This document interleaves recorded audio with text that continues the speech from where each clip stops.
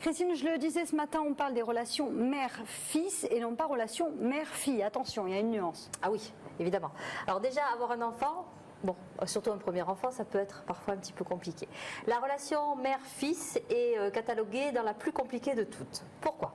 Parce que quand une maman a un enfant, eh bien, si c'est une fille, elle sait déjà un petit peu comment faire. Oui, elle sait son image, parce qu'elle est femme. Elle est femme, elle va savoir faire comment a fait sa mère avec elle, etc. Mais le petit garçon, dès la maternité, dès la première toilette, ça commence à devenir un petit peu compliqué. Par rapport au fait que ce soit le sexe opposé, c'est ça? Tout à fait.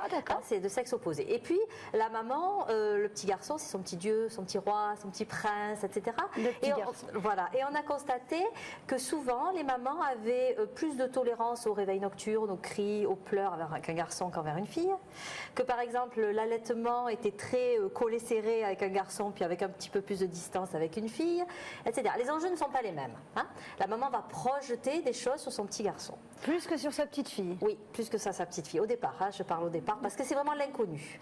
Donc, qu'est-ce qu'elle va faire? Elle va essayer de le surprotéger. Hein.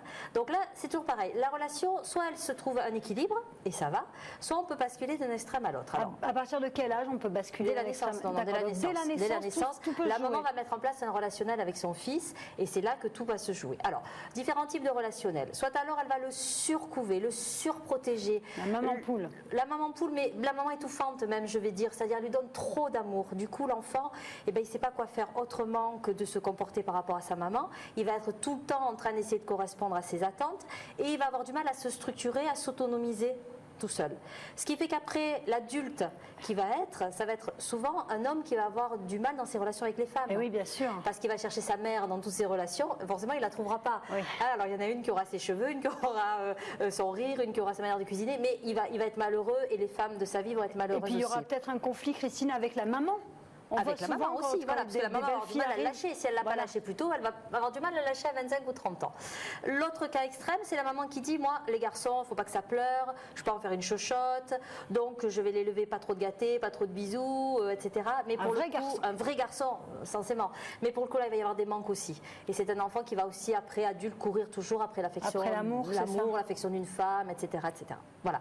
Le tout, c'est de trouver le juste milieu. Alors en neurotraining, nous, ce qu'on fait, c'est qu'on peut aider les mamans à comprendre pourquoi elles ont ce comportement, soit d'hyper-amour, soit d'hypo-amour, je dirais, et les enfants ou ex-enfants, de les aider à comprendre, à se structurer. Il faut que la maman accepte de laisser grandir son enfant, de le laisser aller loin d'elle. Alors, il y a quelques grandes étapes dans la vie. On a par exemple autour de 2 ans.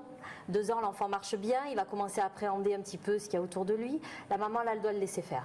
Elle doit le laisser aller à ses propres échecs, tomber, se faire un petit peu mal, ne pas arriver à faire quelque chose. C'est pas évident ça, Christine, parce c'est difficile. Vous vous donnez ce genre de conseils, mais je me mets à la place d'une maman, un petit bout de chou de 2 ans, on se dit, mon Dieu, il va tomber, il va se faire mal. Il faut trouver l'équilibre, voilà, entre le surveiller et éliminer évidemment les dangers, mais le laisser quand même expérimenter des choses. Sinon, dans sa vie d'adulte, il aura peur et il n'expérimentera rien. Il va avoir du mal à s'autonomiser, à grandir et à réussir ce qu'il veut entreprendre. D'accord?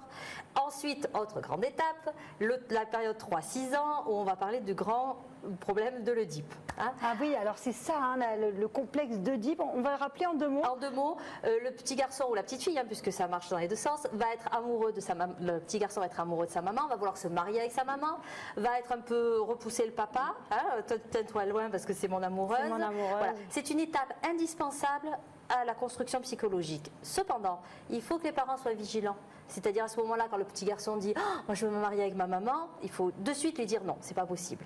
Il faut recadrer immédiatement. Immédiatement, que le papa et la maman recadrent immédiatement. Parce que c'est normal qu'il pose cette question, c'est normal qu'il aille là-dedans, mais c'est normal qu'on lui dise que non, c'est pas ça. Alors certaines mamans sont toutes contentes. Oh, il veut se marier avec moi, qui c'est la plus belle, c'est maman. Voilà. Bon, mais là on fait une grave et grossière erreur parce que l'enfant, sinon là, il ne se structure pas. Donc il faut accepter de le laisser aller. Il faut l'accepter et lui mettre ses limites, ce qu'il fait et qui ne se fait pas. Et là, vous, en neurotraining, chez ce genre d'enfants fous amoureux, entre guillemets, hein, de leur maman, est-ce que vous pouvez les aider? De quelle façon? Alors, ben là, à ce moment-là, nous, on peut les aider à leur faire comprendre certaines choses, mais on va surtout intervenir au niveau de la maman. De lui dire, expliquez-lui les choses. Donc, on n'intervient pas au niveau de l'enfant? L'enfant lui demande qu'on lui fixe ses règles. Et qui c'est qui fixe les règles? C'est maman ou c'est papa. Donc là, dans l'occurrence, dans ce relationnel à la mère trop fort, il faut que la mère commence à prendre ses distances. Évidemment que c'est difficile. Évidemment que c'est compliqué de trouver la juste mesure, la juste distance. C'est pour ça que le neurotraining est là pour aider les mamans ou bien les enfants, à trouver leur place et à se positionner. Ce que vous venez de dire est également valable chez les petites filles. Oui, avec le papa. Il n'y a pas de différenciation particulière. Voilà, chez les petites filles, ce sera avec le papa. Hein, ça sera cette période-là existera aussi. Mais c'est plus facile, voilà, je dirais. La relation mère-fils, elle est plus compliquée à gérer. Et pour terminer, est-ce que par exemple dans les complexes d'Oedipe, quand le petit garçon est amoureux de sa maman, ça vient peut-être de l'enfance de la maman? Non, vous voyez, nous on est tous passés par là. Voilà, tout le monde passe par cette période. C'est une période de construction. Elle existe. Après, il faut aider l'enfant à la passer le mieux possible, à se structurer par rapport à ça. Et c'est le rôle des mamans de dire je t'aime, tu es mon fils, mais je suis mariée avec papa. Voilà, il y a des choses. On interdit le lit, il y a plein de choses qu'il faut interdire à ce moment-là. Poser les règles. Poser les règles. L'enfant en a besoin pour grandir et s'autonomiser. Allez, merci beaucoup Christine d'avoir été avec nous. N'hésite pas à contacter Christine si on se trouve dans la même situation que celle qui a été décrite. Dans un instant, on parle au régime dans la chronique santé beauté, mais avant, c'est l'heure de l'horoscope.